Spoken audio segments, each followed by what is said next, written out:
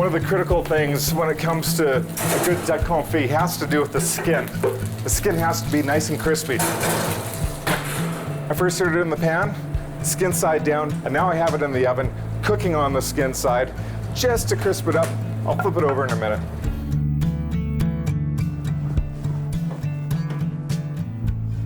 Let me check that confit. Oh, that's beautiful. The skin is nice and crispy. That's perfect.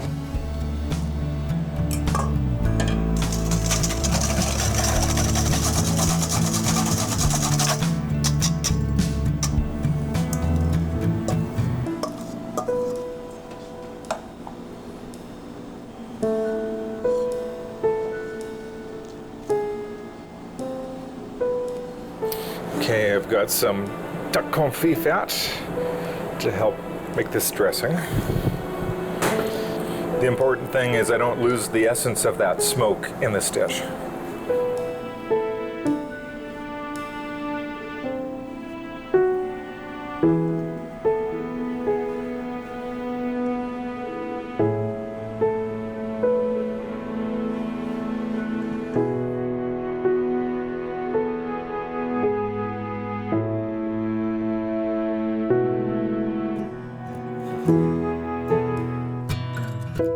With these twisted stalk berries being so mild in flavor, I'm working on a recipe right now where I'm thinking tomato acid. Acid is always one of those things that helps bring out flavor. If I can use the tomato as sort of a base layer, something that will help accentuate the whole experience, the bite of them, the juiciness of them. One trick when you're slicing tomatoes is A, of course, having a sharp knife helps. B, don't put any pressure on the tomato. Just let the knife do the work.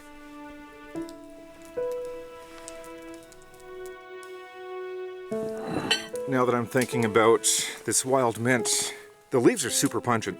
There's no way I can pair them up. But these flowers, they're much milder, and they're pretty.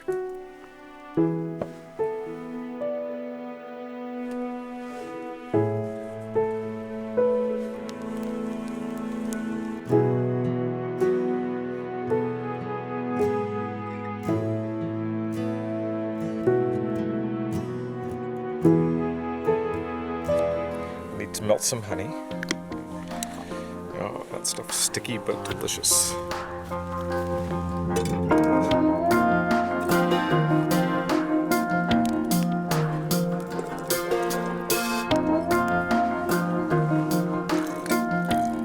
little apple cider vinegar. While the gastric's cooking, I've got this sense that I need to add some color, plus the fresh flavor that can only come from leek.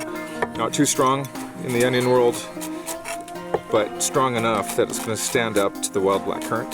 The liquid has thickened somewhat into like a light syrup viscosity. But knowing that blackcurrants traditionally have a lot of pectin, I'm making the assumption that this is going to thicken up a little bit as it cools. One sauce down, two to go. Have one of these.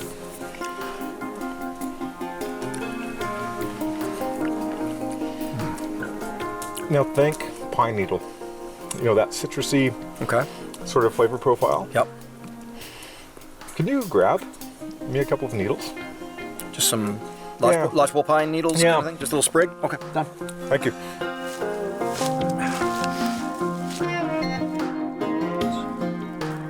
There we go. Nice little bit of spicing, courtesy lodgepole pine.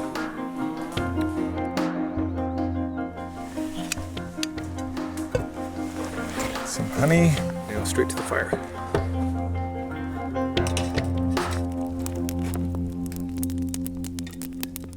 One thing I love about pine is the citrus notes that it carries. These needles are really unique and user-friendly. The first time I tried them, I thought I was gonna have, you know, sort of a flavor of a household cleaner, but not the case at all.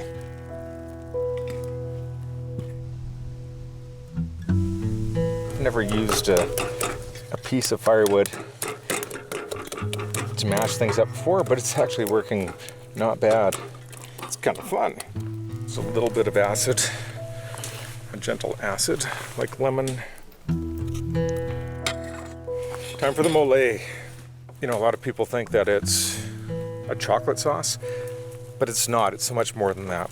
It's this combination of nuts and layers of flavor that all harmonize in a way that makes it extremely savory, extremely versatile, and the flavor of grilled meats and mole combined, just something special and magical. This garlic doesn't need to be perfect because it's going to be sauteed and mashed with all the other ingredients that I have going. Oh, that smells so good. Some leeks and some garlic, just need to caramelize those. So I can now add some sunflower seeds. All the lovely charred ingredients. Some brown stock. The mission here is to soften all of the ingredients. That way it's easy to pulverize. I don't have a blender here. I'm hoping Les is going to help me with a bushcraft mortar and pestle.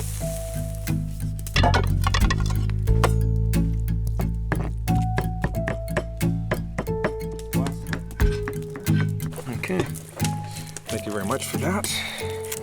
Bit of cream, not too much of that. Chocolate.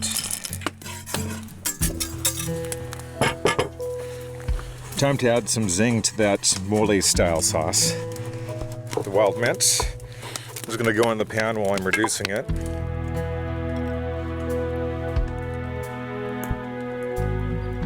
Now that I have all the sauces done, the theme of this dinner can be revealed. I'm doing a mixed grill. I have some pork tenderloin, and I also have some beautiful moose steaks. And the sauces are designed to be playful. I hope that I've achieved a balance of flavor between them. That means that every sauce kind of helps and assists the next sauce.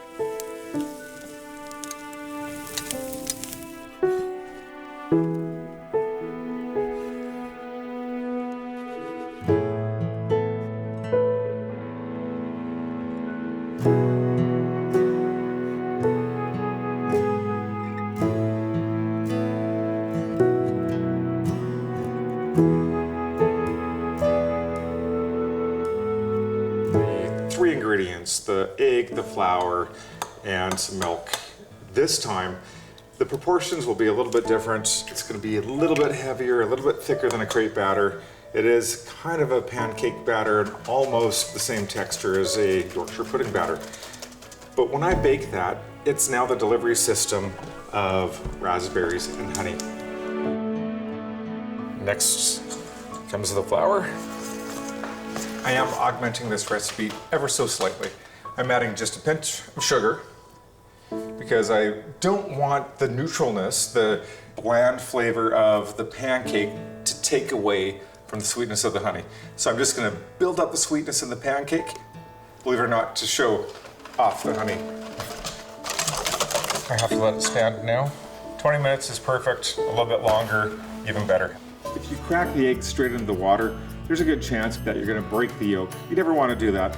So the trick there is crack the egg into a separate dish, and you can get all of the eggs lined up that you want to poach in place, ready to go. When it comes to the water and poaching eggs, I just want the water to be boiling, drop the temperature a little bit, and poach the eggs in very hot water. That's how you get that perfect poached egg.